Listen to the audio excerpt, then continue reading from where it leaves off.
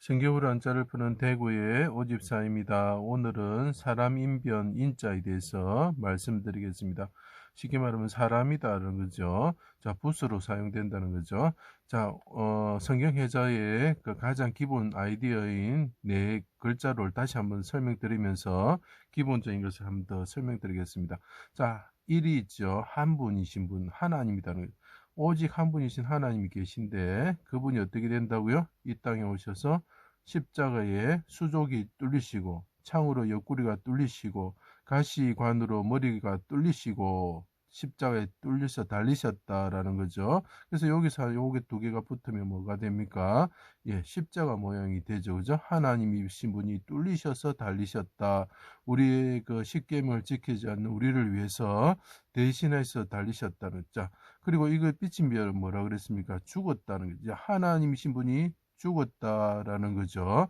자, 이게 어디서 보느냐면 우리가 일찍 요절하다 할 때 일찍 죽을 요자에 보시면 큰 대자에 삐친 별이 있으면 죽었다는 거죠. 큰 사람이 죽었다는 일찍 죽었다라는 거죠. 그래서 이게 이제 그 삐친 별이 죽었다라는 의미라고 뭐 제가 말씀드렸고, 자, 이게 점주자는 피를 흘렸다라고 말씀드렸죠. 이 기본 글자를 가지고 뜻을 가지고 해석을 해 나가는 것이 성경 해자입니다. 자, 그것을 가지고 그러면 이것을 보시면 자, 하나님이신 분이 십자가에 뚫려서 수족이 찔리시고 창으로 옆구리 찔리시고 달리셨다라는 거죠. 근데 그 하나님이 죽었다라는 거죠. 근데 이것이 왜 사람이냐라는 거죠. 인간의 모습으로 오셔서 우리를 위해서 대신해서 사람을 대신해서 그분이 대신 대속물로 죽으셨다라는 것을 나타내는 글자입니다. 자, 그것을 하나씩 설명해 보겠습니다. 하나님의 아들, 세상의 인자로서 오셨다. 자, 하나님의 아들이신 분인데 그분 하나님이시죠. 본체가 하나님이시죠. 세상의 인자로서 오셨다. 임마누엘의 하나님이죠. 개와 같은 악인들이 애워싸고 옷을 벗기고 수족을 찔렀다. 자, 하나님이 오셨는데 그분을 수족을 찔렀다는 거죠. 십자가에 달고 창의 옆구리를 찌르고 가시나무로 찔렀다는 가시관을 씌우면서 찔렀다라는 거죠. 그 채찍에 맞게 그가 징계를 받음으로 어떻게 됩니까? 우리가 나음을 입는 거죠. 그죠? 자, 그가 찔리면 우리의 허물 때문이에요. 그가 상하면 우리의 죄악 때문이라 그가 징계를 받음으로 우리가 평화를 누리고 그가 채찍에 맞음으로 우리가 나음을 입은 거죠. 그죠? 자, 곁에 선 악한 무리들이 하나님의 아들 이스라엘 왕이면 네가 인자냐? 인자라는 개념이 뭐냐? 하나 인간의 아들로서 왔다는 거죠. 인자라는 개념을 보통은 성경에서 말하는 인자는 하나님의 아들을 말하는 것입니다. 이스라엘 왕이면 내려와서 보고 믿게 하라고 그 조롱하였죠. 그때 한편 강도가 말합니다. 이 사람은 자 십자가에 하나님 예수님이 뚫려 달리시고 있었는데 그분이 죽게 되었을 때 어떤 상황이 있었느냐를 보면 단어가 나옵니다. 이 사람은 자 이분이 어떻게 되면 사람으로 오셨다라는 거죠. 행한 것이 옳지 않은 것이 없다. 해가 빛을 잃고 어둠이 온 땅에 임했습니다. 엘리엘리 라바 사박더니 부르짖으셨습니다. 자, 나는 벌레요. 시편 22편에 나옵니다. 사람이 아닙니다. 사람의 비방거리입니다. 내가 모태에서 날 때부터 마리아에게서부터 날 때부터 하나님은 나의 의지가 되셨고 나의 하나님이 되셨습니다. 곁에 선 자들이 그때 말합니다. 엘리엘리 라바스박더니 하니까 이 사람이 자, 이게 얼마나 중요한 말이냐면 하나님의 아들이 사람의 모습으로 오셨기 때문에 사람들이 봤을 때도 이 사람이다라고 이야기를 하고 있는 것입니다. 사람의 죄를 대속하기 위해서는 사람이 죽어야 됩니다.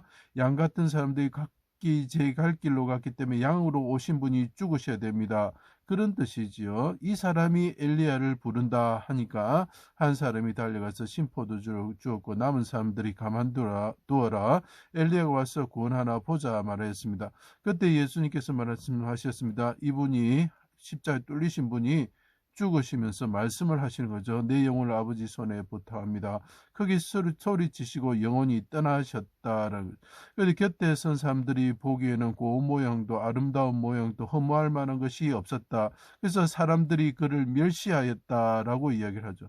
자꾸 사람이 등장합니다. 그때 백부장이 말합니다. 이분이 이렇게 부르짖으시면서 십자가에 뚫려 달리시면서 죽으셨을 때 이 사람은 진실로 하나님의 아들이다, 인자다라고 이야기를 합니다.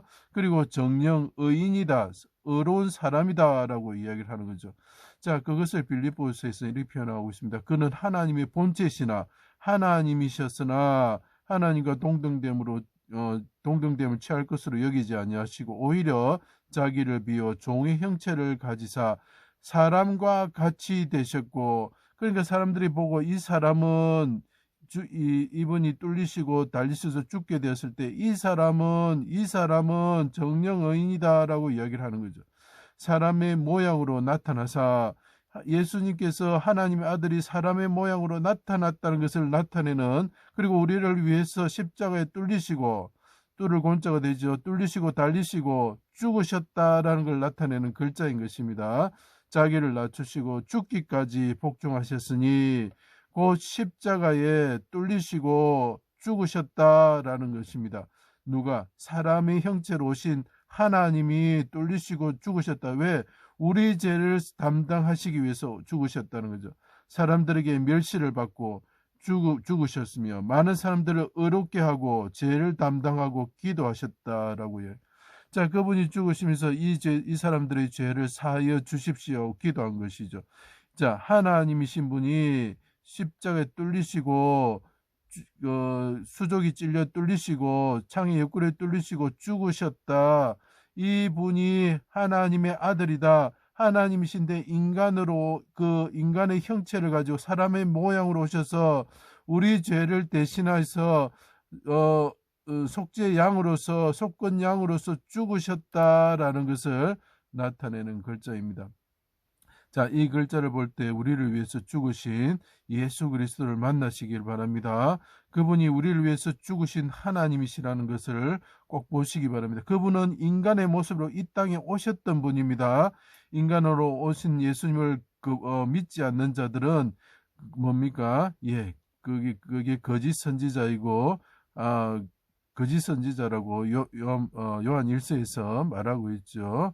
예, 그래서 인간으로 오신 예수님을 꼭 이 글자를 통해서 만나시고 성경을 통해서 만나시고 꼭 그분을 믿으셔서 구원받으시는, 우리 인간이 죄로 인해서 문제를 해결하는 방법이 전혀 없었습니다. 그런데 죄 없으신 분이 오셔가지고 흠 없으신 어린 양과 같으신 분이 오셔서 인간의 모습을 가지고 오셔서 십자가에 뚫리시고 죽으심으로 우리가 구원을 받았다라는 거죠.